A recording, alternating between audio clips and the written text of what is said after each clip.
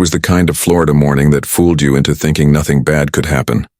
The sun had just begun its climb over the Atlantic, throwing a golden haze across Cedar Cove, a small coastal town tucked between palmetto trees and faded pastel houses. Children's bikes lay tipped against fences. Sprinklers hissed lazily across lawns. It was Thursday, August 19th, 1998, a date that would carve itself into the heart of the community forever. At 6:45 a.m., the first school buses rattled through Briarwood Lane, picking up the sleepy faces of neighborhood kids. One of them should have belonged to 11-year-old Katie Reynolds, a fifth grader at Gulfside Elementary known for her dolphin-sticker backpack and wide, gap-toothed smile. Bus driver Helen Brooks had been on this route for nearly 20 years. She knew which kids waved, which ones slept through the ride, which parents stood outside with coffee mugs. When she turned onto Palmcrest Drive, she expected to see Katie waiting beside the fence, as punctual as sunrise. But the curb was empty. Helen slowed the bus, scanning both sides of the street. The Reynolds house sat behind a row of sagging palms, white shutters drawn, one curtain slightly parted. She tapped the horn, once, twice, the signal for stragglers. No answer. The silence that followed pressed strangely against her chest. She tried again, this time leaning out the window. "Morning, Katie. You out there, sweetheart?" Nothing. A dog barked 2 streets over. Otherwise, the neighborhood was still. Helen put the bus in park, stepped down, and followed a glint of pink in the ditch. It was a backpack, Katie's, half buried in dew-wet grass. Inside, a math workbook, a sandwich, a juice box, and a plastic dolphin keychain. Everything except the girl. Her hands began to shake. Helen reached for the bus radio, her voice quivering as she pressed the call button. "Dispatch, this is bus 14. I've got a missing child, Katie Reynolds. Her backpack's here, but she's not. Please send someone." Within 10 minutes, 2 patrol cars from the Cedar Cove Sheriff's Office rolled into Palmcrest Drive. The flashers painted red and blue reflections across the white fences and mailboxes. Sergeant Daniel Moore, a tall man with a shaved head and a habit of chewing toothpicks when he was nervous, surveyed the scene. The backpack lay exactly where Helen said. The grass was flattened in one patch, as if someone had knelt there. No footprints led away. The morning dew had already begun to evaporate. He turned to Helen. "How long you been stopped here?" "Maybe 10 minutes, she said. "She's never late, officer. Never." He nodded, radioed for backup, and ordered the first sweep of the surrounding lots. By 8 a.m., yellow tape fluttered in the coastal breeze. News traveled fast in a town this small. Neighbors stepped onto porches, whispering to each other, pulling their children close. Some offered coffee to the officers. Others just stared as if refusing to believe the quiet little world of Cedar Cove could hold something so dark. At 9 a.m., Linda Reynolds, Katie's mother, returned from a night shift at the diner to find her street blocked off. Her apron was still tied around her waist, and when she saw the squad cars, her body froze. She dropped her purse, sprinted past the tape, and screamed her daughter's name until her throat gave out. The scene turned heavy, charged with grief and confusion. Officers led Linda to the porch, sat her down, and tried to ask questions through her sobs. "When did you last see her?" "Last night. She was doing homework. She kissed me goodbye when I left for work at 10. "And your husband?" "Danny's been at the dock since 5. He works the morning haul." By mid-morning, Sheriff Moore called in additional units. K-9 teams arrived from Brevard County, noses pressed to the ground. The dogs followed Katie's scent halfway down the street before circling back and whining. It was as if the trail evaporated. The first television van arrived before noon, camera crew fanning out like vultures. Reporters cornered neighbors who barely knew the family, asking what kind of girl Katie was. "Sweet kid," they said. "Always polite, loved the ocean." One neighbor mentioned she'd seen a white pickup idling near the corner earlier that morning, but couldn't recall the plates. That detail would dominate headlines for the next week. Detectives searched the Reynolds home, careful but thorough. Inside, everything was painfully ordinary. Bed made, lunch packed, cereal bowl still in the sink. But the window in Katie's room was unlocked. The screen was loose. On the sill, a faint smear, mud or something darker. Moore crouched near it, silent for a long time. Then he said softly, "She didn't just walk away." By evening, the Florida Department of Law Enforcement had joined the search. Helicopters buzzed over the coastline. Volunteers scoured the mangroves and canals with flashlights. That night, Cedar Cove no longer looked like a postcard town. It looked like a place holding its breath. For the next 48 hours, every lead pointed nowhere. The fisherman seen at the marina, local, alibi solid. The delivery driver, clocked in 3 towns away. Even the mysterious pickup was eventually traced to a traveling handyman who had already left the state. The only physical evidence remained the backpack. Forensics lifted partial prints, Katie's, Helen's, and one unidentified. The unidentified print became the ghost that haunted the case for decades. On the third night, reporters camped outside the Reynolds home. Linda stood on the porch under floodlights holding the dolphin keychain. "If anyone has my baby, please, I'm begging you, bring her home." Her voice cracked halfway through. The clip aired nationwide. Cedar Cove had lost its innocence. Strangers double-locked their doors. Parents no longer let kids walk alone. Every rumor became a possible lead. Every face a suspect. And behind the scenes, investigators quietly began to look inward, toward the one person who should have been the first to protect her. At the docks, co-workers said he'd been distracted, irritable, quick-tempered. That morning, he arrived late and left early, claiming his wife had called him home. When detectives cross-checked with Linda, she shook her head. "I never spoke to him." What began as a search for a missing girl was about to unravel into something far darker, a story of betrayal, buried truth, and a community that would never look the same again. By the 4th day, Cedar Cove no longer felt like a town. It felt like an open wound. Patrol cars roamed the same quiet streets in endless loops, their red and blue lights flashing against windows that had once looked out on safety. Reporters slept in vans outside the sheriff's station. Every new headline twisted the story a little further from truth. Kidnapped by a stranger? Family feud turns dark? Search expands into the swamps. Inside the Cedar Cove Sheriff's Office, tension hung like humidity. Sheriff Daniel Moore sat in the small conference room surrounded by aerial maps, crime scene photos, and half-empty coffee cups. It had been nearly 100 hours since Katie Reynolds disappeared, and they were no closer to finding her than they had been the first morning. The phone lines rang non-stop. Tipsters, psychics, people swearing they'd seen her at rest stops or malls. Every call added noise to the chaos. Moore rubbed the bridge of his nose and said quietly to his lead detective, Rachel Owens, "We're drowning in ghosts." Owens, 36, meticulous and calm even when exhausted, had been studying the evidence for hours. "The window," she murmured, pointing to the photo of the unlocked frame in Katie's room. "The mud on the sill wasn't random. It's from a mix of red clay and sand, like what we get near the marina, not here." Moore leaned in. "So whoever came through that window came from the water." She nodded slowly. "Or dumped something there before leaving." By noon, divers were combing the marshy edges of the Indian Bay Inlet, a half-mile from the Reynolds home. They found nothing, no clothes, no body, not even a shoe. But the search unearthed something else, a rumor. A man working at the docks told an officer that Daniel Reynolds, Katie's father, had been acting strangely since the disappearance. He'd missed a full day of work without calling in, then showed up smelling of bleach. When questioned, he said he'd been cleaning the boat. The statement landed like a stone in water.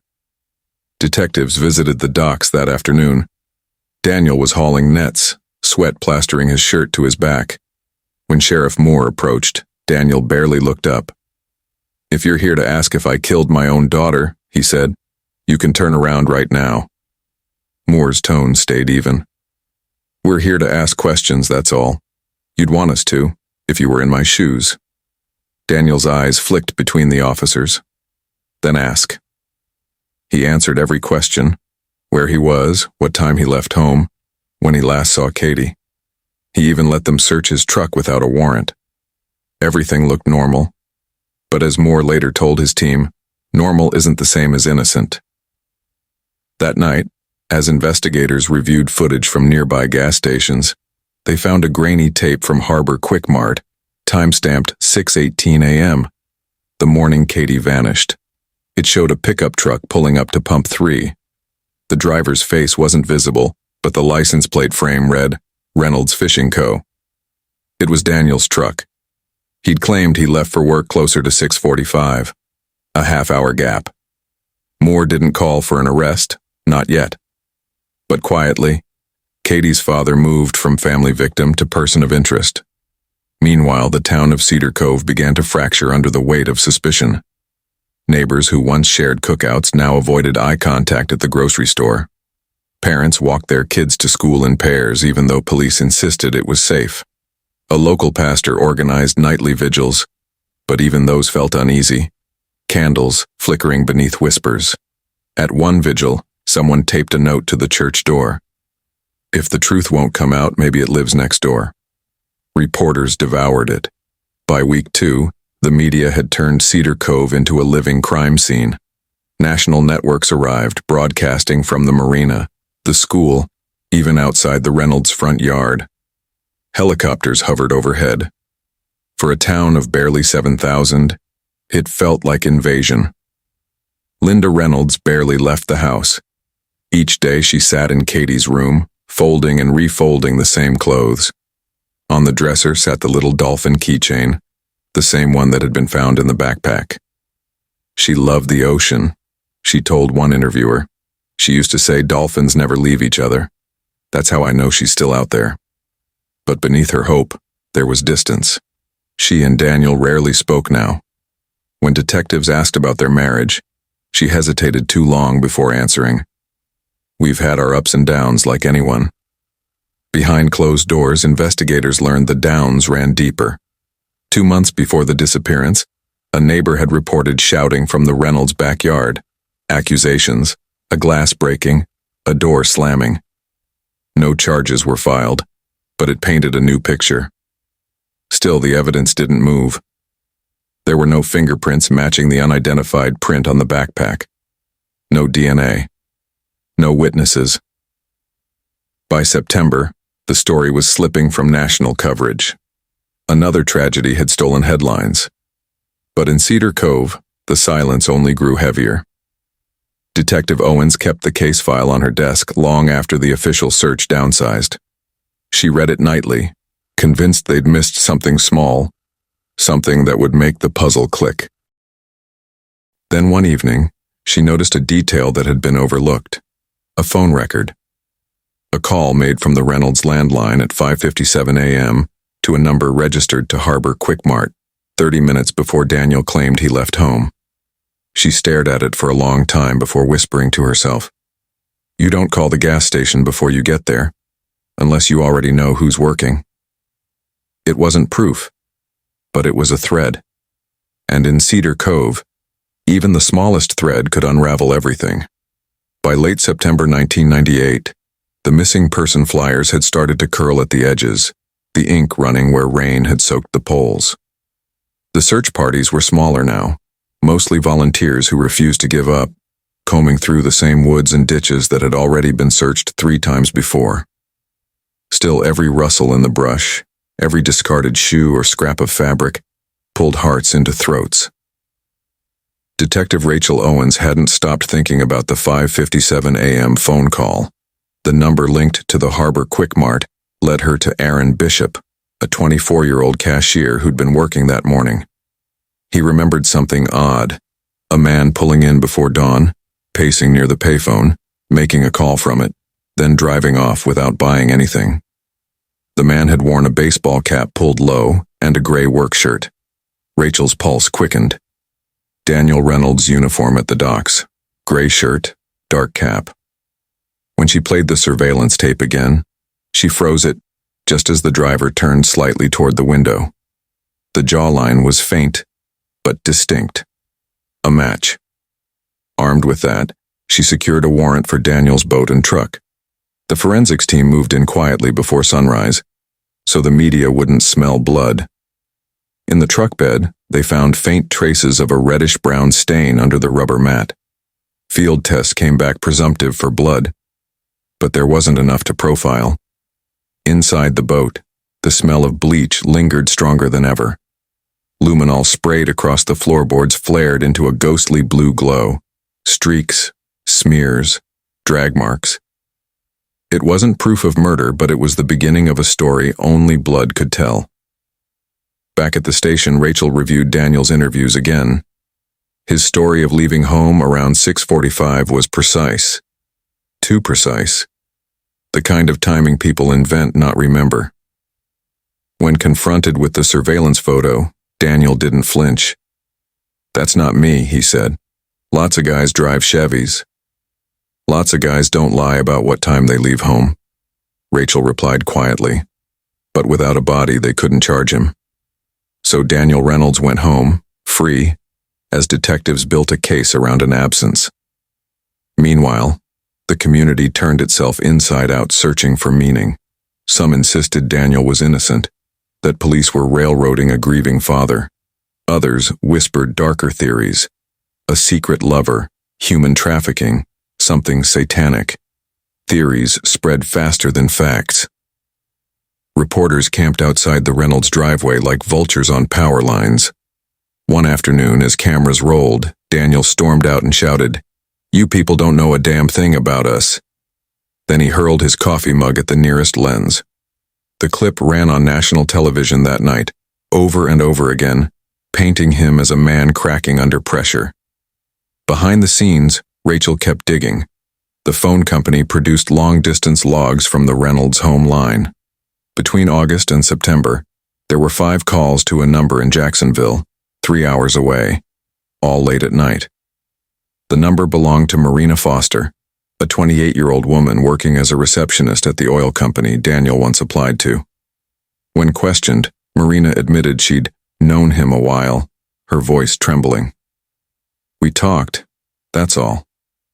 But when detectives subpoenaed her cell records, they found more than talk. Dozens of texts, some deleted but recovered through the carrier, flirtation, arguments, and one message sent 2 nights before Katie disappeared. "If your wife finds out, you'll lose everything." The motive had found its shape. Still, the sheriff hesitated. They needed something that tied Daniel not just to betrayal but to blood. That came from an unexpected source, a fisherman. While trawling the east inlet of Indian Bay, he hooked what he thought was a tarp. When he pulled it up, water gushed black with decay.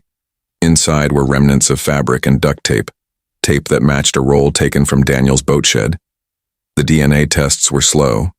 1998 technology rarely swift, but preliminary fibers linked back to the blanket missing from Katie's bedroom. The press erupted again.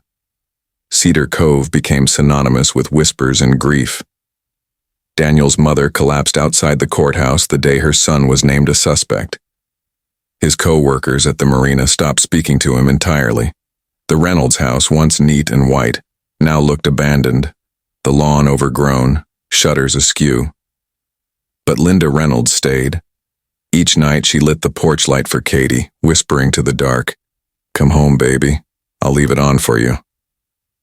Detective Owens drove past sometimes after shifts.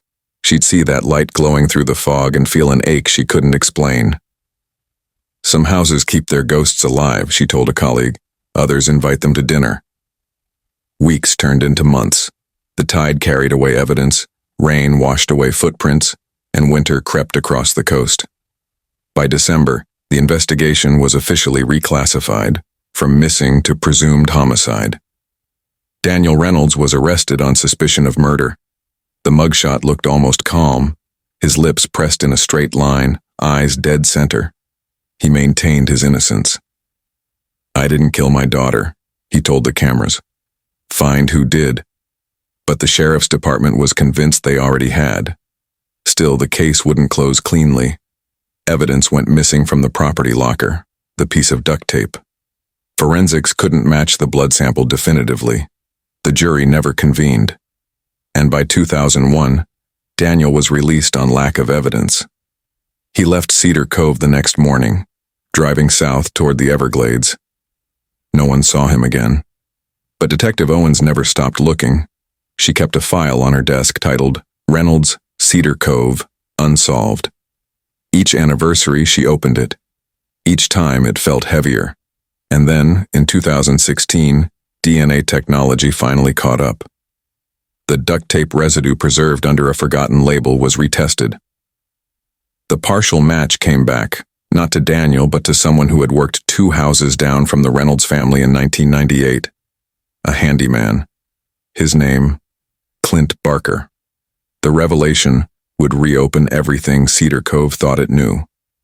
It had been 18 years since the Reynolds case went cold, and Cedar Cove had changed. The once sleepy fishing town was now lined with small condos, yoga studios, and coffee shops that sold iced lattes instead of bait.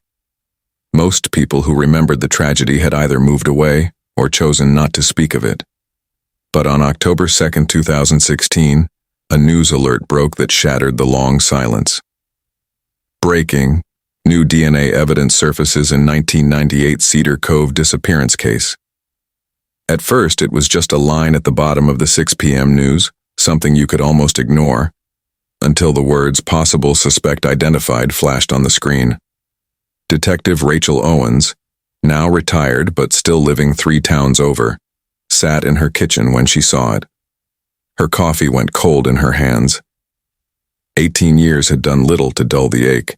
She'd never believed Daniel Reynolds was guilty, not fully, but the lack of proof had forced her to file the case away. Now, the past had come calling.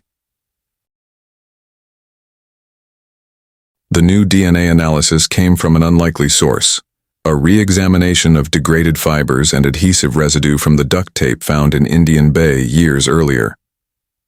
Advances in touch DNA had made it possible to extract biological material from samples once considered useless.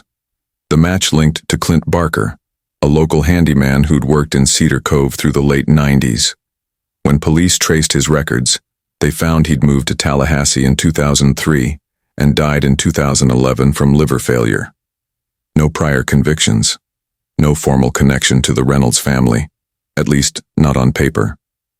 But buried deep in the original witness logs was a forgotten interview. A neighbor, Jeanette Lewis, had told deputies she'd seen a handyman with a blue truck parked near the Reynolds home around 5:30 a.m., the morning Katie vanished. No one had followed up. Now it was the missing puzzle piece. The news spread like wildfire. Old wounds reopened, headlines read, "DNA ties dead handyman to 1998 disappearance." Cedar Cove case, innocent father or master manipulator. Within hours, media vans lined up outside the police department. Reporters camped out near the Reynolds' old property, now owned by a retired couple who refused to come outside. Drone footage swept across the familiar coastline. The same docks, the same roads, the same ghost. Rachel Owens returned to Cedar Cove for the first time in nearly a decade. Her presence drew attention immediately. She'd been the face of the case once, the lead investigator who'd chased the truth until exhaustion set in. Now, she stood outside the station, older but sharp as ever. "I knew this case would come back," she told the reporters. "I just didn't know it would come back without the man we needed to question." The reopening triggered an avalanche of emotions for the people who'd lived through it. Some wept, relieved that the truth might finally surface. Others were furious, convinced the police had wasted years targeting Daniel Reynolds while the real suspect went free. At a small diner downtown, conversations buzzed over every plate of eggs and toast. "I told them back then," one old fisherman muttered, "that Barker boy was off, always hanging around the docks, always asking about people's kids." But for Linda Reynolds, the news was more than reopening old wounds. It was the return of nightmares she'd spent years burying. Her hair had grayed, her voice was softer, but her pain had never faded. When a local reporter approached her for a statement, she simply said, "They told me once that grief gets easier. They lied." Despite Barker's death, the Florida Bureau of Investigation treated the revelation as a formal breakthrough. Detectives retraced his last known movements, reconstructing his work history from old invoices and property records. He'd done odd jobs, painting, plumbing, carpentry, for half the homes in Cedar Cove. In one set of receipts, investigators found something chilling, a dated entry for a job at the Reynolds residence, August 10, 1998, 4 days before the disappearance. According to the homeowner's notes, he was supposed to fix the back door latch. When detectives visited the property, now renovated, painted seafoam green, its tragedy hidden behind flower boxes, they found the same latch still there, unchanged. The connection was irrefutable, but the deeper they dug, the stranger it got. Barker had also worked for 2 other families in the same month, both within a 2-mile radius of the Reynolds home. Both had daughters between the ages of 7 and 10. Neither family had ever reported anything suspicious, but both women recalled feeling uneasy around him. FBI analysts began cross-referencing unsolved missing person reports across coastal Florida from 1996 to 2000. Several cases fit the same pattern: early morning disappearances, minimal signs of forced entry, small-town settings, and victims all within Barker's work radius. It was no longer about one family. It was about a pattern, a predator who'd hidden in plain sight. The discovery rocked the entire region. News anchors described Barker as a shadow in overalls, a quiet man who fixed doors by day and possibly hunted victims by night. Local archives were flooded with calls from families who had lost loved ones. Some even came forward with new leads, desperate to link their pain to the name finally pulled from the dark. For the Reynolds family, closure came with its own kind of cruelty. The man who'd taken their daughter, the ghost who'd shattered their lives, would never face trial. There would be no confession, no justice served in a courtroom. And yet, in the strangest twist, the DNA didn't clear Daniel Reynolds entirely. Under his fingernails from the original evidence bag, trace fibers were found, identical to Barker's work gloves, meaning Daniel had likely fought with him that morning. Whether he'd interrupted a kidnapping or been part of something darker, no one could say for sure. Detective Owens stared at the report for hours, fingers pressed against her lips. "Maybe," she said softly. He wasn't lying when he said he didn't kill his daughter. The story dominated national news for weeks. True crime podcasts picked it apart. Online forums argued over theories. Some called Barker a lone wolf. Others thought Daniel had hired him. A few even believed Katie had survived living under another name. In the end, the official statement read, "Due to the death of the primary suspect and insufficient direct evidence, the case of Catherine Reynolds remains officially unresolved." But everyone in Cedar Cove knew that unsolved didn't mean unknown. Sometimes the truth doesn't come with handcuffs. It just sits in the air, thick, heavy, undeniable. And in 2016, for the first time in 18 years, the wind in Cedar Cove felt like it was breathing again. The sun had long set over Palm Harbor when Detective Lisa Owens leaned back in her chair, eyes fixed on the old case file that had haunted the department for nearly 2 decades. The hum of the ceiling fan filled the silence, stirring the yellowed papers scattered across her desk. Laura Finch, missing. August 22, 1998. Case closed, unresolved. For years, this file had been nothing more than a footnote in the archives, buried under newer crimes, fresher tragedies. But Owens saw something others had missed. A tiny line in the witness notes. County maintenance truck parked near the canal. The badge number was half illegible, but the rest of the handwriting was clear enough. It was time to start asking questions no one had bothered to ask. By dawn, she was driving through the quiet streets of Palm Harbor, the same roads Laura once jogged. The morning mist hung low over the fields, and for a moment, it felt like stepping back in time. The same air, the same stillness, the same deceptive calm before something terrible. When she arrived at the old park, everything looked ordinary. Families fed ducks at the pond. A man jogged with his dog. The same serenity that had lulled the town into forgetting. But beneath the surface, Owens could feel the pulse of a secret that had never stopped beating. She spent the day in the county records office, combing through staff rosters from 1998. Maintenance crews, park staff, contractors, dozens of names. One stood out, Clint Barker. His file was thin, too thin, just a handful of routine evaluations and transfer records. But something about his dates of employment caught her eye. He'd been stationed at the park exactly 2 months before Laura disappeared, and 2 weeks after her case went cold, he transferred out. Owens pressed her finger against the line of text and whispered, "You move too fast, Clint." That night, she printed the old employment photos, grainy, low-resolution images that showed Barker as a younger man. Sharp eyes, a heavy brow, the kind of face that could blend into a crowd. She drove by his last known address the next day, a faded one-story house with an overgrown lawn and a rusted mailbox. Neighbors said he'd moved away years ago. "Quiet man," one said, "kept to himself. Fixed his own car, never caused trouble." Another added, "Used to see him watching folks from his porch, though. Always had this stare." Owens made a note. The same description again and again. Quiet, polite, forgettable. The kind of man no one remembers until it's too late. The following week, she reached out to Don Kessler, Barker's old supervisor. He agreed to meet at a diner off Route 19. The man was older now, with white hair and trembling hands, but his memory was sharp.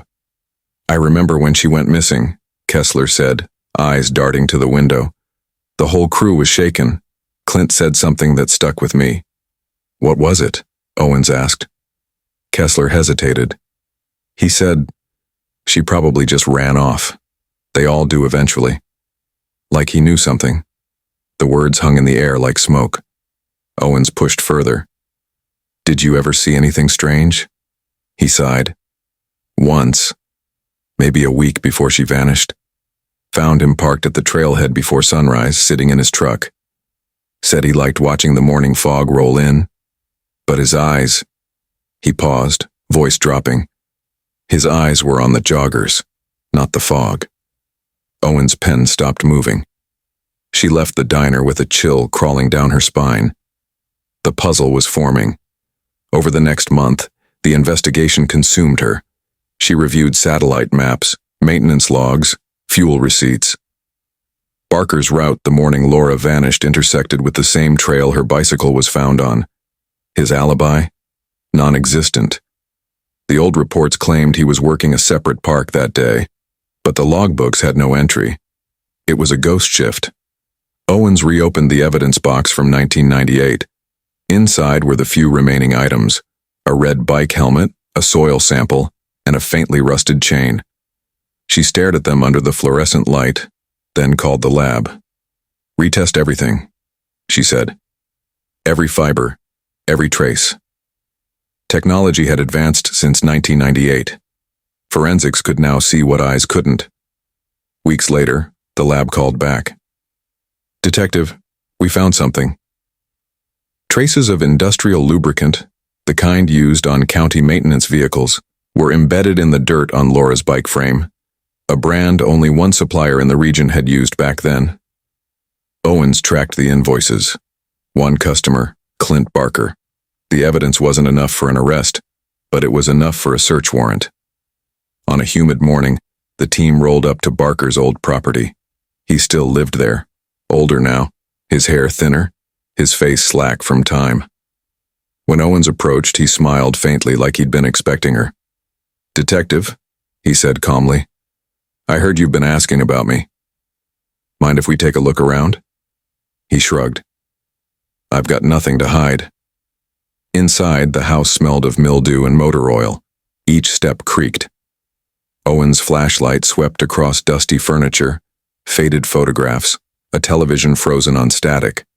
On the kitchen counter, stacks of old newspapers about missing women. Her pulse quickened. In the basement, the air was heavier, colder. Behind a sheet of plywood, the team found a padlocked metal cabinet. Barker's face changed. "You need a warrant for that," he said. Owens held up a folded paper. "Already got one." The crowbar screeched. The door swung open. Inside, hundreds of Polaroids. Women walking dogs, jogging trails, loading groceries. Some candid, some taken from far away. Owens picked up one at random. A young woman with auburn hair smiling beside a red mountain bike. The timestamp read, August 22nd, 1998, 6:34 a.m., Laura Finch.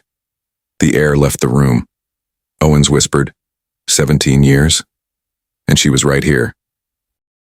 Barker said nothing, just watched, silent, like a man observing his own obituary. Outside, the news spread like wildfire. Reporters swarmed the quiet street. Cameras flashed. Neighbors cried, shaken by the revelation that the man who trimmed their hedges and waved at their kids had been a predator in plain sight. "He was always so normal," one said, voice trembling. "You never think it's the guy next door." Owens returned to her car hours later, adrenaline replaced by exhaustion. Through the windshield, she could see Barker sitting on his porch, handcuffed, head bowed. The flashing red and blue lights painted his face. A face that, for years, had hidden the truth behind politeness and quiet smiles. She thought about Laura's mother, the years of unanswered calls, the birthdays that came and went, the empty chair at every holiday table. The phone call she would have to make tonight, the kind of call that ends decades of not knowing, but never brings peace. The evidence kept pouring in. DNA tests confirmed Laura's hair inside the old county truck Barker had driven. His handwriting matched anonymous letters once mailed to police in 1999, taunting messages claiming Laura chose to leave. The ink, the stamps, the paper, all traced back to him. In interviews, former co-workers recalled his fascination with the case. "He'd bring it up out of nowhere," one said. "Ask if we thought she was still alive. I told him, man, drop it." He just laughed. When questioned again, Barker smirked. "You people never found a body," he said. "Without that, you've got nothing." But Owens knew better. Monsters like him didn't stop at one. She began pulling cold case files from nearby counties, missing women, similar circumstances, unsolved disappearances.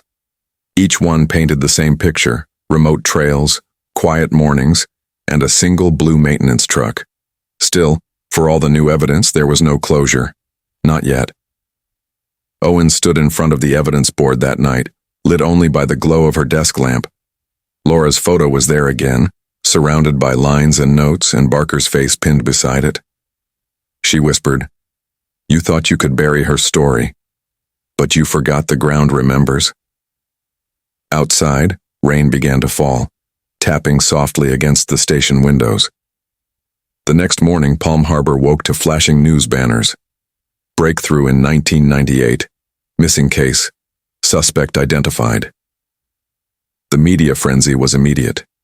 Cameras swarmed the police station.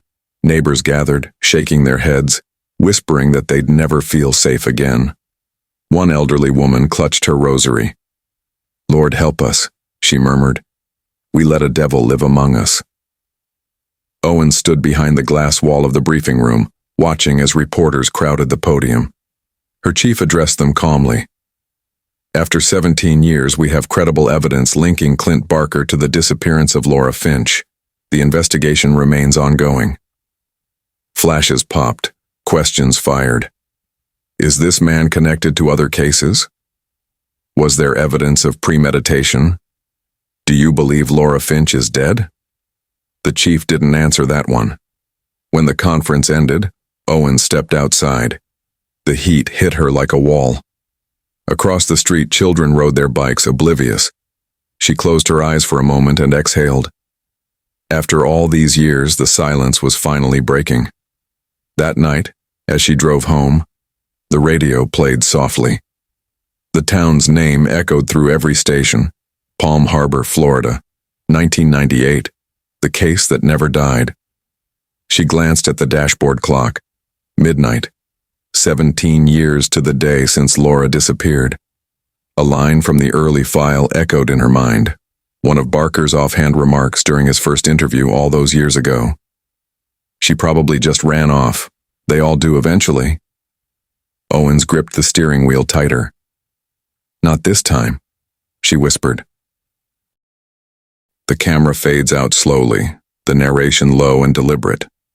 For 17 years, a town searched for a missing child. They didn't know the answer was mowing their parks, waving at their children, living next door. Evil had no face in Palm Harbor, until now. The night after Owens swore she wouldn't let the case die again, the air in Pinehurst felt different. Maybe it was the approaching storm. Maybe it was the weight of memory. She sat alone in her car outside the precinct, the glow of the dashboard clock marking 12:47 a.m. A coffee cup, cold and forgotten, sat beside her. On the passenger seat lay the manila file that had consumed her life for weeks. Case 98-174, the disappearance of Lena Marlowe. Owens had spent days combing through everything. Grainy photos, forgotten interviews, police statements yellowed with age. Her eyes always circled back to one name, Clint Barker. He'd been questioned once in '98, but dismissed when he provided a clean alibi. That alibi had come from his brother, and the brother was dead now, gone in a car wreck a decade later. The perfect silence of the grave had kept Barker safe. But something inside Owens whispered that the silence wasn't natural. It was chosen. The next morning, she retraced Barker's old roots. He'd worked as a maintenance tech for a construction supply company then. His truck logs showed regular deliveries near the stretch of Highway 119, the same route Lena's abandoned car had been found. It was there, beneath the low-hanging oaks and humming power lines, that the investigation started to breathe again. Owens parked by the side of the road, gravel crunching under her boots. A thin mist curled over the grass, the kind that softens sound. The roadside ditch was overgrown now, tangled in weeds and kudzu, but the memory of the search still lingered in the dirt. A few feet from where the tire tracks had been recorded, she noticed a depression in the earth, shallow, irregular. Nothing official, just disturbed. She crouched, brushed the topsoil with her gloved fingers and froze. Buried half an inch beneath the surface, glinting faintly in the sunlight, was a fragment of something blue. Cheap plastic, cracked with age. Owens lifted it carefully. The embossed lettering was nearly gone, but she could still make out two words. Wesley Center. A hospital key tag. Lena had volunteered there during her second year of medical school. Owens's pulse quickened. That tag shouldn't have been here. Back at the station, she logged it as evidence and sent it to the state lab. But she didn't wait for results. The discovery reignited the search, pulling detectives, cadaver dogs, and volunteers back into the woods. For the first time in years, local headlines mentioned Lena's name again. The community, long accustomed to silence, began to talk. Old stories surfaced, people remembering small, forgotten details. A waitress from the diner near the gas station said she used to see Barker sitting alone there every night that week, staring at the door. A retired mail carrier swore he'd seen his truck parked off an old logging road one morning, the kind that led nowhere. And one woman, Barker's former landlord, said she'd found a strange box in his attic after he moved. She threw it out, but she remembered the smell. Old photographs, dust, and something metallic. The whispers grew, forming a picture Owens couldn't ignore. By the third week, the lab report confirmed what she already suspected. The key tag had traces of degraded DNA, partial, contaminated, but still human. The type matched Lena's mother. Owens felt the world tilt. They were close. She went back to Barker's old property. A sagging one-story home now sitting empty at the edge of town. The new owner, a quiet man in his 60s, granted her permission to walk the lot. The grass had swallowed most of the yard, but behind the shed, where rainwater pooled and mosquitoes gathered, Owen spotted something buried in the mud. A glass jar, sealed tight, clouded with mildew. Inside were fragments, paper, a broken necklace, and a Polaroid photo that made her chest tighten. The image was old, blurred, but unmistakable. Lena stood in it, smiling faintly, sitting in what looked like the same diner the waitress described. And in the corner, almost out of frame, a man's arm rested on the booth beside her. She took the photo to the lab that night. The technician enhanced the background, bringing out detail pixel by pixel until the shape of the man's wrist came into focus, and the initials tattooed there. C.B. Owens stared at the monitor for nearly a minute, her mind silent. It was him. The next morning, she returned to Barker's house with a warrant. As the forensic team combed through the shed, she watched from the doorway, rain hammering against the roof. One of the techs called out from the far corner, a loose floorboard. Beneath it, wrapped in faded plastic, were several more Polaroids. Some showed Lena alone, some didn't. And then they found the strand of blonde hair, still stuck to the adhesive of one of the photographs. Owens turned away, her stomach tightening. 20 years of quiet had just shattered in a single moment. By evening, the station was a storm of movement, phones ringing, deputies shuffling in and out, reporters gathering like vultures outside. Word had spread fast. The Pinehurst Phantom, as the locals started calling him, was finally real. Owens sat at her desk, the hum of the fluorescent light above her pulsing like a heartbeat. In front of her lay the Polaroids, each one an echo of the life that had been stolen. She thought about the nights Lena's mother had spent sitting by the window, waiting for a door that never opened. The rain had turned to thunder now, rolling low across the Alabama hills. As Owens stared at the evidence spread across her desk, she realized something. This was never just about one missing girl. Barker had lived here all his life. He'd fixed fences, changed tires, worked on people's roofs. Everyone trusted him, because monsters don't always hide in shadows. Sometimes they wave from across the street. At 10:46 p.m., Owens stood up, grabbed her coat, and looked at the young officer beside her. "Let's bring him in." Outside, the rain had slowed to a drizzle. The patrol cars' red and blue lights painted the street in rhythmic flashes. As they drove toward Barker's trailer on the edge of town, the radio crackled with dispatch chatter. Owens barely heard it. Her eyes were fixed on the dark stretch of highway ahead, the same one where Lena's car had been found all those years ago. When they pulled into the dirt driveway, Barker was sitting on his porch, smoking, as if he'd been expecting them. He didn't run. He didn't ask why they were there. He just said quietly, "Took you long enough." Owens didn't answer. She didn't need to. The truth was finally surfacing, one Polaroid at a time. When Clint Barker muttered those 4 words, the night air around the porch seemed to thicken. The drizzle had stopped, but humidity clung to everything. The railing, the grass, the cuffs on his wrists. Detective Owens said nothing as he was guided into the back of the patrol car. He didn't resist. He didn't speak again. Just sat there, eyes forward, lips parted slightly, as if something unspeakable hovered on the edge of his tongue. At the precinct, under the sterile glare of the interrogation room lights, Barker looked smaller than he did on that porch, the kind of small that happens when arrogance starts to crack. A cup of untouched water sat in front of him. Across the table, Owens and Detective Ruiz watched in silence. The hum of the AC filled the spaces where words should have been. Owens leaned back, her voice low, calm, almost gentle. "You knew this." Barker's gaze lifted, not to her but to the mirrored wall behind her. "You all finally found her," he said, voice hoarse. "Took you long enough." Ruiz's pen froze mid-tap. Owens didn't blink. "Tell me about Lena," she said.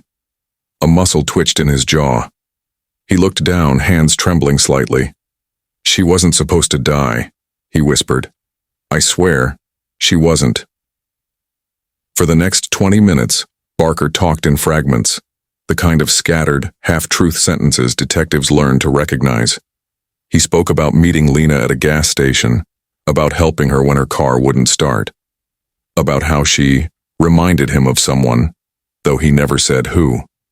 Every few minutes he'd stop and stare at the one-way mirror, as if expecting someone else to walk through it. Owens leaned forward, sliding a Polaroid across the table. This one? You took it, didn't you? Barker flinched. His thumb twitched toward the edge of the picture, then withdrew. She didn't know I had the camera, he muttered. She thought it was funny, me always taking pictures. But I wasn't trying to hurt her. Ruiz's voice cut in, sharp, deliberate. Then what were you doing burying her things under your shed, Clint? Barker's eyes lifted slowly. Keeping them safe. The room went quiet. Even the AC hum felt distant now. Owens knew the pattern, the circular logic of obsession. She'd seen it before. Men who convinced themselves their victims had chosen them. Men who said love when they meant control. She pulled out another photo. Lena sitting by a window, unaware of the camera. Where was this taken? He hesitated. The diner, he said softly. The night before she left. Left? Owens repeated. You mean the night she disappeared? His lips parted, then shut. Sweat beaded on his forehead. She got scared, he said finally. She wanted to call the cops. I couldn't let her. She didn't understand. I wasn't trying to hurt her. I just needed her to listen. The clock on the wall ticked loud enough to fill the silence. Owens's pen tapped against the notepad, steady, patient. So what happened, Clint? He looked up at her, eyes red. She fell, he said. It was an accident. Where? His voice dropped. In the woods. I just wanted her to stop yelling. She hit her head. It was raining. There was blood. I panicked. Owens felt the chill creep up her spine. The confession wasn't detailed enough for closure, but it was enough for truth to surface. Then what? She pressed. He swallowed hard. I put her in the truck. I thought I'd take her to the hospital, but she wasn't breathing anymore. I didn't know what to do. Where did you put her, Clint? Owens asked. His voice cracked. You already know. She didn't respond.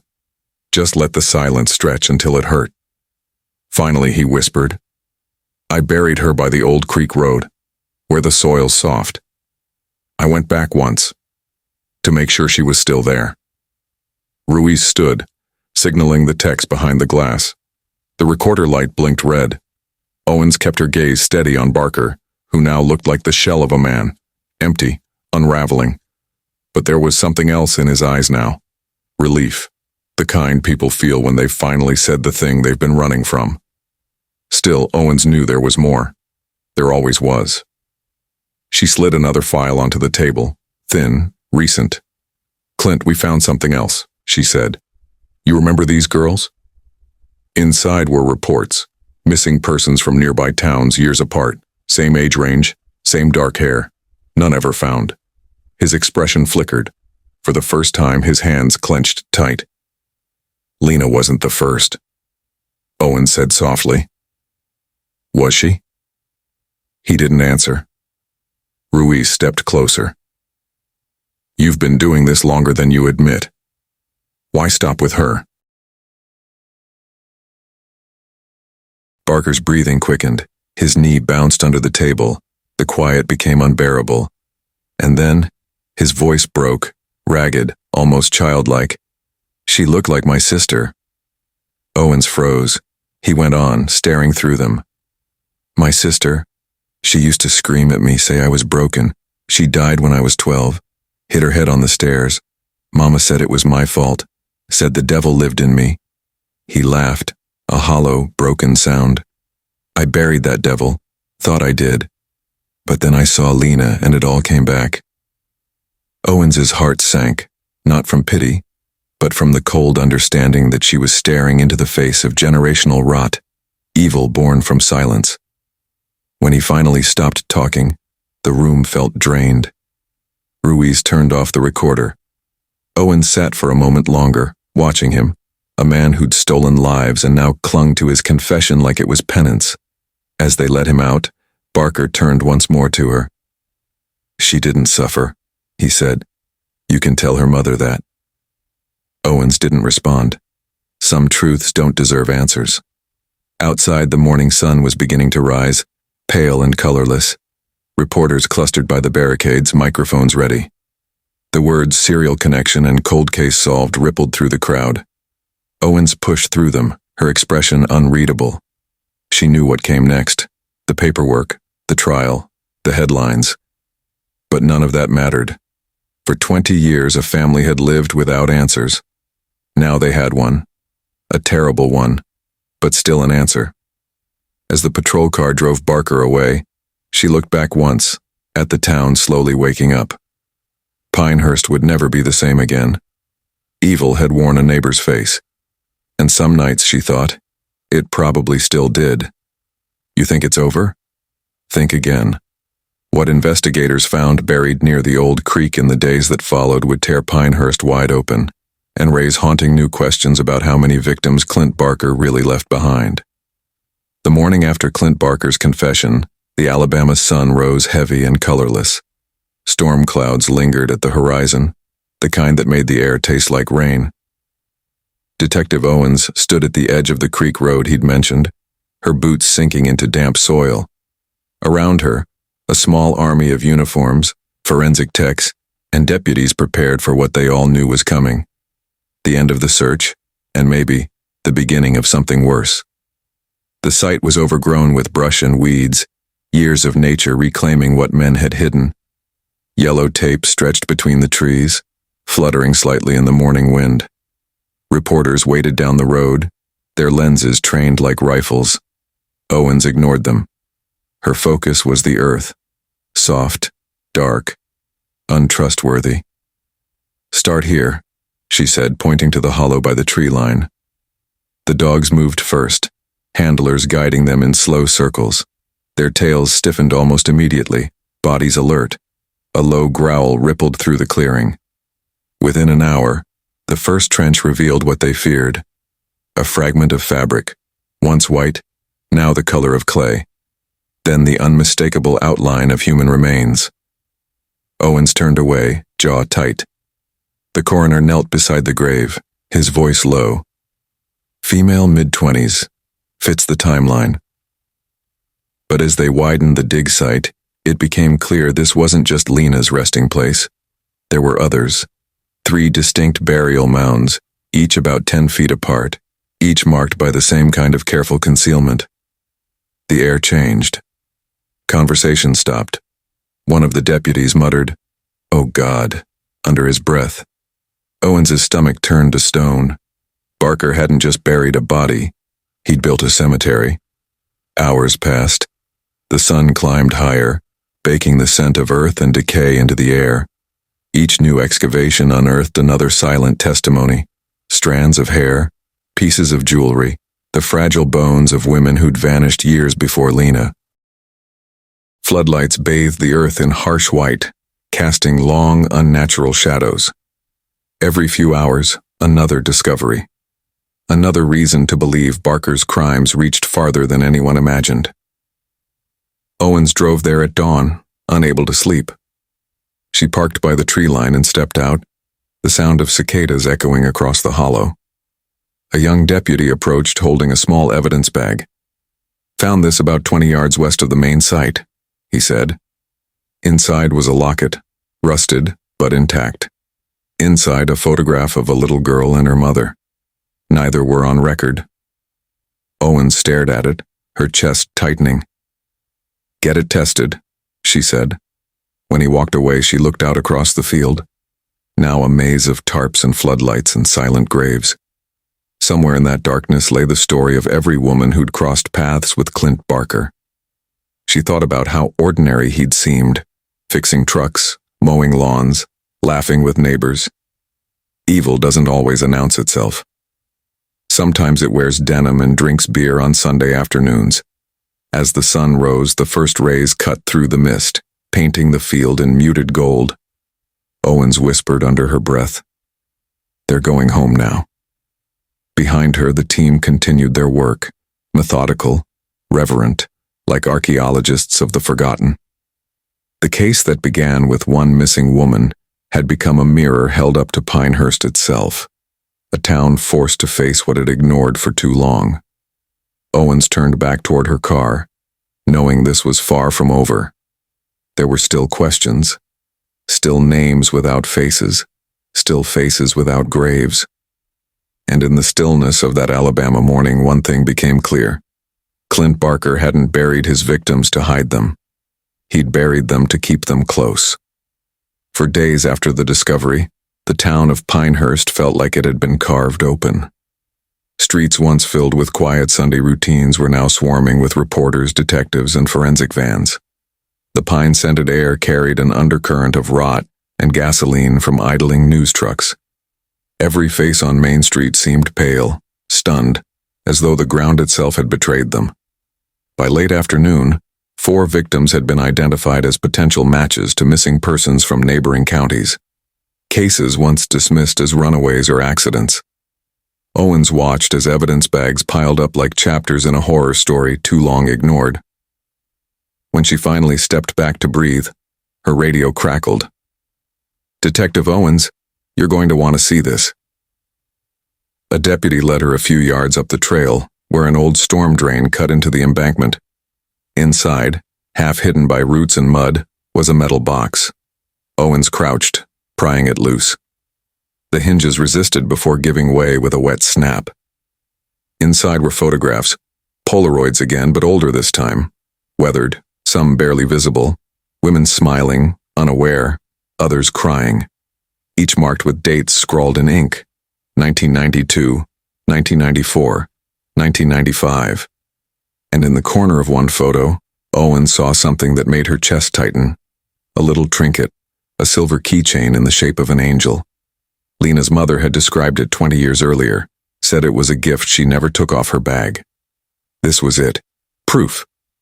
But as Owens flipped through the photos, she noticed something else.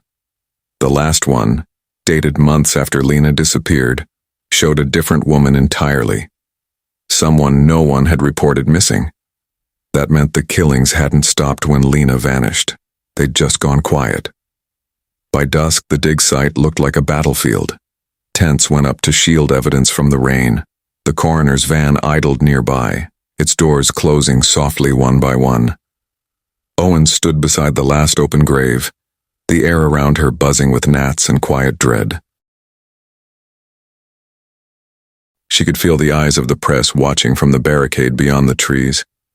But she wasn't thinking about cameras. She was thinking about the years these women had been buried, voiceless, while the world kept turning. Later that night, she sat alone in her office. The walls seemed to hum with silence. On her desk lay the Polaroids, the recovered jewelry, and the case files of every missing woman now connected to Barker. 7 total, maybe more. Ruiz entered quietly, holding 2 cups of coffee. "They confirmed Lena's dental records," he said softly. "It's her." Owens nodded, her voice barely above a whisper. "And the others?" "They're still testing, but the timeline fits. He's been doing this since '91. She rubbed her eyes. "We could have stopped him back then." Ruiz hesitated. "We didn't have the evidence." "No," she said bitterly. "We just didn't look hard enough." The next morning, the arrest warrant became formal. 7 counts of murder, 1 for each victim, though Owens suspected there were more. Barker sat in his cell, silent, refusing food, eyes blank. Reporters gathered outside the courthouse as if waiting for an encore to the nightmare. When Owens walked past them, microphones thrust forward. Someone shouted, "Detective, how many more do you think there are?" She didn't answer. The truth was, she didn't know. That evening, the town of Pinehurst gathered for a vigil. Candles flickered in the humid air, hundreds of them, reflecting off wet pavement. Families held photos, whispered prayers. The names of the victims were read one by one. Some faces in the crowd wept, others just stared, empty, as if disbelief was easier than acceptance. Owens stood at the edge, away from the cameras, listening. Each name felt like a wound reopening. She could still see Barker's eyes across the interrogation table, hollow, detached, almost proud. In her mind, his words replayed like static. She didn't suffer. But now, surrounded by the grief of a town, Owens realized how wrong he'd been. Suffering didn't end with the victim. It rippled outward, devouring everything in its path. Back at the dig site, forensic teams continued to work through the night. Detective Owens hadn't slept more than 2 hours since the first body was recovered. The deeper they dug, the wider the story spread. Calls came in from neighboring counties, missing persons detectives comparing notes, victims who fit the same profile, young women, college-aged, brown hair, slender build, all vanished between 1991 and 1998. Every file told the same silent story.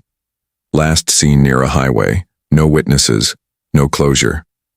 By the 4th day, the FBI's Behavioral Analysis Unit joined the investigation. Their lead profiler, Dr. Elaine Mercer, stood beside Owens at the map-strewn conference table. Red pins marked where each body had been found. Blue ones tracked missing women whose cases remained open.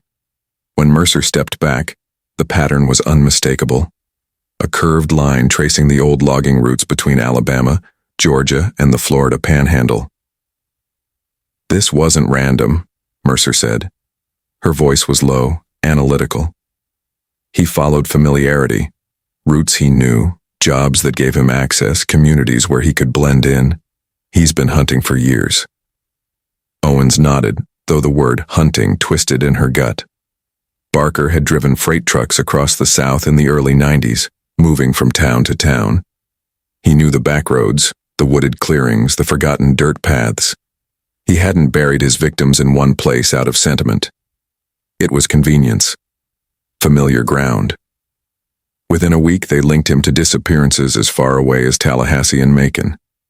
The number of possible victims now exceeded 10. The press called him the Pinehurst Predator. Locals refused to say his name out loud. Inside the Pinehurst County Courthouse, the pretrial hearings began under suffocating media glare. Reporters packed the benches, whispering like vultures. Barker was led in shackled and expressionless, wearing a standard orange jumpsuit. His hair had been shaved during intake, revealing a jagged scar along his scalp. He didn't look monstrous, and that was the most chilling part. When the judge asked if he understood the charges, Barker lifted his gaze, eyes distant, voice steady. "Yes, sir. I understand." Detective Owens sat at the back, watching. She tried to see remorse in his face, some flicker of humanity. There was none. Only the quiet calculation of a man who'd already accepted what he'd done. The prosecution laid out the preliminary evidence.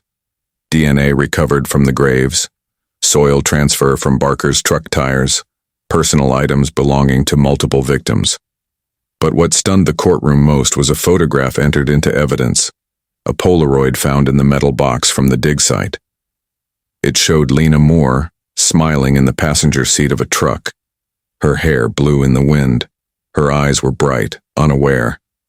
In the corner, a hand gripped the steering wheel. Barker's hand, confirmed by scar and fingerprint. The room fell silent. That night, the case dominated national headlines. "Small-town monster," one paper read. Another called it "The Road to Hell," how one man used Interstate 84 as his hunting ground. TV anchors debated his psychology. Pundits speculated about trauma, motive, and childhood abuse. But Owens couldn't bring herself to watch any of it. She stayed at her desk, sorting through photos, evidence lists, and statements. Every page felt heavier than the last. Ruiz entered quietly, setting a takeout coffee beside her. "You should go home," he said. "Get some sleep." She didn't look up. "If I go home, he wins." Ruiz exhaled. "You did your job, Owens.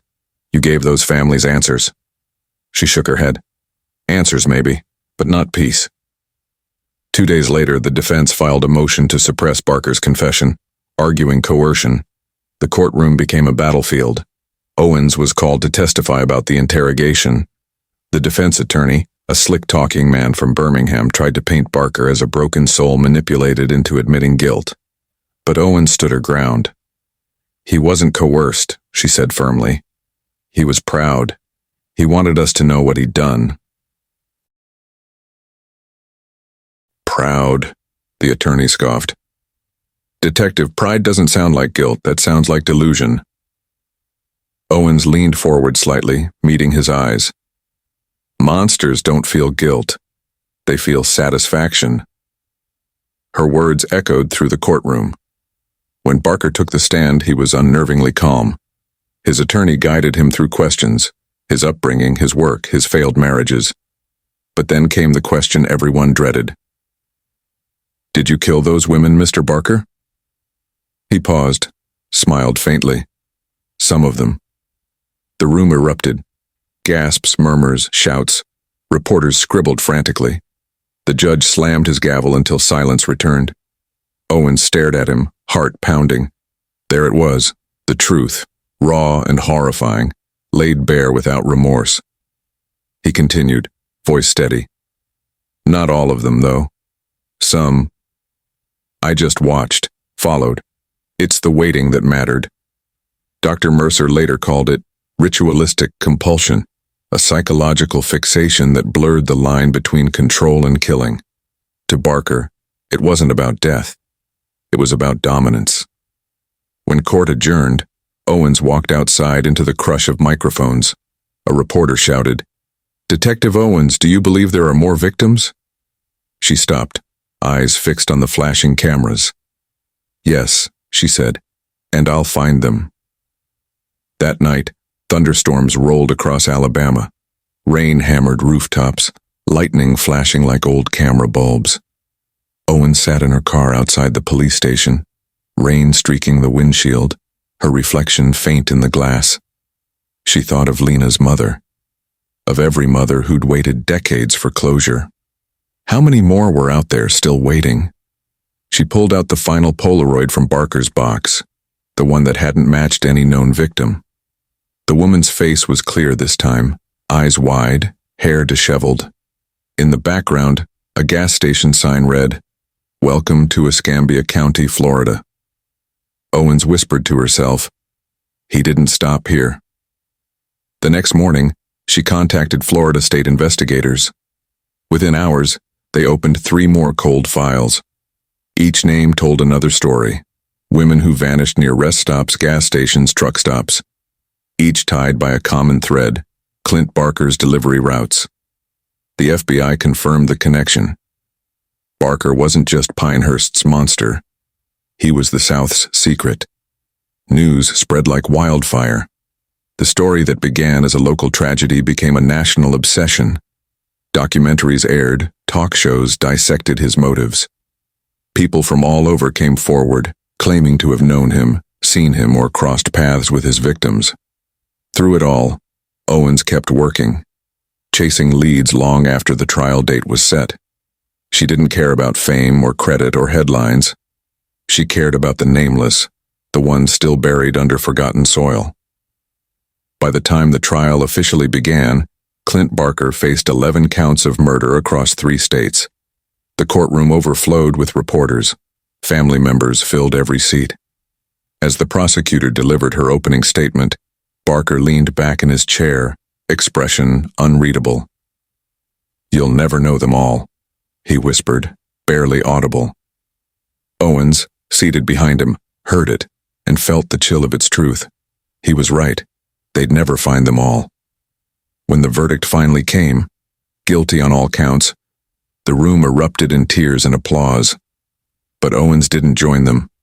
She just sat there, exhausted, hollow, watching as Barker was led away in chains. Justice had been served, but closure, that was something else entirely. Outside, the sky was clear for the first time in weeks. The air smelled of pine and rain. Owens looked toward the tree line, the same place where it had all begun. The same earth that had hidden the truth now lay bare under the sun. Somewhere, she thought, another story was waiting. Another silence that needed to be broken. When the verdict came down, life without parole, most people in Pinehurst thought the story was over. The cameras left. The reporters packed their vans. The court transcripts were filed away, and the name Clint Barker began to fade from daily conversation. But evil doesn't vanish with headlines. It lingers, like humidity in the Alabama air, unseen, but impossible to ignore. For Detective Owens, the quiet after the storm was unbearable. Her office felt hollow without the chaos. No maps, no boards, no endless nights fueled by coffee and grief. Just silence. She told herself it was done. Yet every time she closed her eyes, she saw their faces. Not just Lena's or the ones they'd found, but the faces that didn't have names. The ones they still hadn't uncovered. A month after the sentencing, she drove back to the field, the place where it had all begun. The weeds had already started to grow again, covering the mounds of earth. Time was erasing the evidence the same way it had erased the women. Only now she knew their stories. She'd promised their families she wouldn't stop until the rest were found. And then, almost as if fate had been listening, a call came in. A land surveyor working 40 miles south near the Florida line had unearthed something strange. A woman's shoe, decades old, preserved in clay, and buried beneath it, the corner of a Polaroid photograph. Owens was on the scene by dawn. The marshy clearing looked familiar. Same kind of soil, same silence. When the team dug deeper, they found bones. Not many, just enough to know that whoever she was, she hadn't wandered there on her own. Tests would later confirm it wasn't one of Barker's known victims, which meant something far worse. She was another one. Over the next several weeks, similar discoveries followed. Each a few miles apart, along the logging road Barker used to travel in the early 90s. The evidence suggested he'd been killing long before Lena, maybe even before anyone knew his name. When Owens visited Barker in prison, he'd aged. His beard had gone gray, his hands trembled slightly when he spoke. But his eyes, cold, sharp, calculated, were exactly the same. "Why her?" she asked, sliding the new photo across the table. "Why this woman?" He studied it, lips curling into a faint smile. "You think I remember all of them?" Owens's jaw clenched. "You kept their pictures." "I kept moments," he said, leaning forward. "Not memories. There's a difference." She wanted to hit him. Instead, she stood. "You'll die in here, Barker." He laughed softly. "Maybe. But she won't be the last. There's always someone like me out there. You know that." She left before he could finish, the sound of his laughter echoing down the concrete hallway like a curse. Outside, the sky was a bruised shade of gray. Rain started to fall. Slow, steady, deliberate. Owens sat in her car, hands gripping the wheel, heart heavy. He was right. Monsters didn't die with one conviction. They just changed faces. 2 years passed. The graves were excavated, the evidence cataloged. Documentaries were made. Podcasts dissected the case from every angle. Some called Owens a hero. She didn't see it that way. She saw herself as someone who showed up late, 20 years late, to a story that had been screaming for attention. One autumn morning, she received a letter with no return address. Inside was a Polaroid. Old, grainy, the edges burned. It showed a young woman standing in front of a small-town diner, smiling. On the back, one word was written in shaky blue ink. Remember.